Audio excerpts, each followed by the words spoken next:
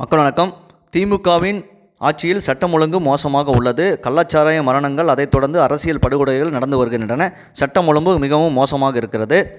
இதை திசை திருப்ப திமுகவின் கைக்கூலி ஊடகங்களால் இபிஎஸ் விசஸ் அண்ணாமலையின் வார்த்தை போராக மாற்றியிருக்கிறார்கள். இது கண்டிப்பாக உக்கிரவாண்டி இடைத்தேர்தலில் திமுகவுக்கு சாதகமாக முடியும். கண்டிப்பாக தேசிய ஜனநாயக கூட்டணி சார்பாக பாமக வெற்றி பெற வேண்டும். அதுதான் இன்றைய காலத்தின் கட்டாயம். திமுகவை தீய சக்தி என்று சொல்லிதான் ஜெயலலிதா அவர்கள் தீவிரமாக அரசியல் செய்தார். இபிஎஸ் அவர்களும் தன்னுடைய சுயநலத்துக்காக அதிமுகவை அழித்து வருகிறார் என்று அண்ணாமலை கூறியிருக்கிறார். இது எந்த வகையிலும் தவறு கிடையாது.